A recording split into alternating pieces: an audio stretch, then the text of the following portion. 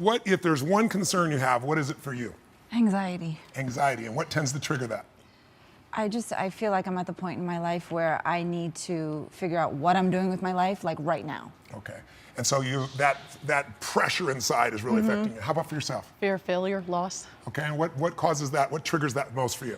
I've had losses in life. I've had losses, from my family, and I've always been really success oriented. So like I always want to exceed. I'm kind of an overachiever in a sense. And if you don't, it's not consistent with your identity, so it creates a pain. Exactly. I get it. How about for you? I'm a business owner, and just like getting people on board with my idea, I don't have that niche market. Okay. And so doing my business plan has been so difficult because I'm creating something that's new. Okay. And it's failure almost too, like in a sense where how do I succeed and get people on board and invest and, make this world a better place through my idea. And real quick. I get overwhelmed, and right now I'm overwhelmed because I just found out my mom has stage 3 ovarian cancer. And yesterday I was in Toronto with her and literally drove home so I could be here with you. Wow. So I could get your perspective on it, because I'm trying to stay super positive, but I also have to manage my life. Yes. And I live here, so sorting that out. Let me, in a couple of minutes, let me just introduce all of you to just a simple understanding of concept. All of you have targets, things that you're after. If you're gonna get a new result, if you're gonna grow your business, if you're gonna be able to support your mom, if you're gonna get rid of the anxiety, if you're gonna be able to overachieve and not have all that fear inside of you, you obviously need to get a new result. You're gonna have to get new action. We all know that. You don't get new results with old actions doing the same thing. Exactly. What human beings can do, this is a human being, believe it or not, I majored in art. What human beings can do is amazing. What they will do is usually disappointing. It's not because we're not capable of it, it's because we don't have new actions because we get in certain emotional states that dominate us, like anxiety, like fear of failure, right? Like the fear of the loss of your mother as an example. So if you're in a state of fear, you're gonna behave very differently and get very different results, that's what that means right there, than if you were in a place of being courageous or bold or warm or connected or playful, any of those. So the most important key to changing your life in any situation is to change results, you gotta change behavior, but to change behavior, you gotta change the emotional state you're in. Now, how do you do that when you don't feel like it, right? Or it feels overwhelming? There are two ways, and I've done this with the greatest athletes in the world. I've done this with 4 different presidents of the United States. I've done it with billionaire clients. All you have to do to change your state is not try to think your way there, like I'm happy, I'm happy, I'm happy, and do a bunch of affirmations. Your brain's gonna go BS, you are not happy, right? What you need to do is make a radical change in the way you use what we call your physiology. It's a big word, it just means the way you use your physical body. The way I'm speaking right now, because I got 5 minutes also, is sped up just a little bit. But if I said to you, there's a depressed person behind curtain number 1 over there, and I'll donate $100,000 to your best charity, your favorite charity, if you could describe what they're like physically. Tell me what's their posture like if they're depressed. You tell me. Slumped over. Slump. Where's their head? Where's their head? Down. Down. Are they breathing full or shallow? Shallow. And are they talking really fast or more slow? Slow. Loud or quiet? Probably quiet. Now, you're all saying the same thing. How's that possible? Because you've all practiced this crap before, haven't you? No. But here's what you can find. If you take that same person and you change the tempo at which they move, you bring their shoulders back and change their breathing pattern, if they make a faster gesture, if they speak more rapidly, it fires off a different biochemistry in you.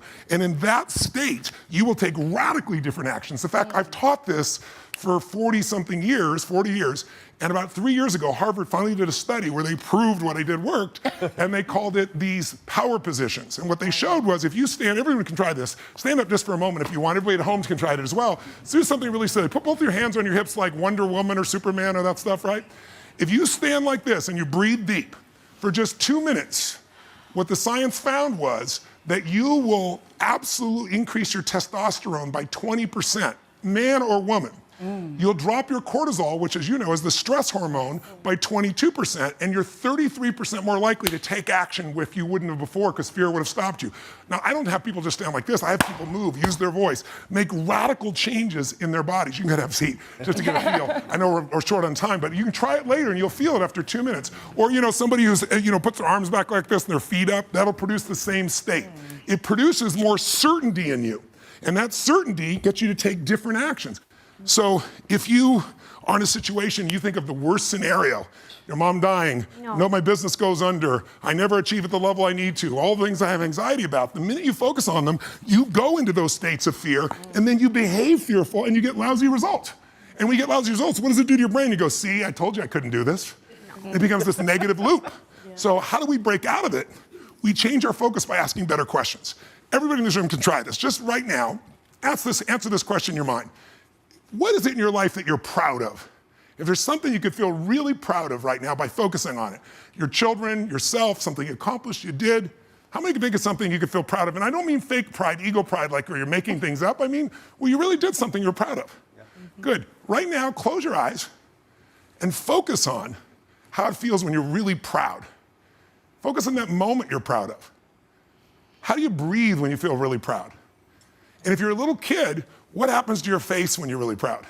You don't hide it, right? There's that big smile on your face. Raise your hand if you can feel these feelings right now. Everyone here, just say aye if you got it. Aye. Awesome. Try one more real fast. Think of something that you could be really grateful for or excited. Pick either one. Something you could be grateful for, a person, a moment, or something if you wanted to that you could be excited about. Let's use excited for a moment. Okay. How many could think of something in your life that if you focused on it, you could feel excited? All right? Close your eyes. And just for a moment, all we're doing is changing your focus. Focus on what could excite you.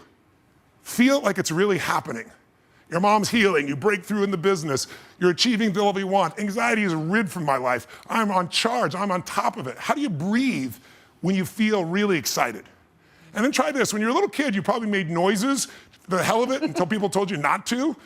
Make a noise of excitement, a sound of excitement. Go ahead in your bodies, all of you. Do it again. One more. Open your eyes. How many feel that feeling in your body right now? Yeah. So if we change the state you're in, just by changing our focus or the way we use our bodies, strongly. Now, if you say, I'm going to change my body, like I have people do firewalks sometimes or skydiving, and you go, they're scared, and they go, Mr. Robbins said that I should change my physiology, okay? Oh, shoot, it didn't work. It's got to be a radical change, right? Here's my question for all of you. If you focus on what you want, life has probabilities. There's no guarantees, but you increase them when you change your state. And that's really what this is all about. Learning to change your body and learning to change your focus. And I'm going to invite all 4 of you to seminars. You'll experience this for 4 days.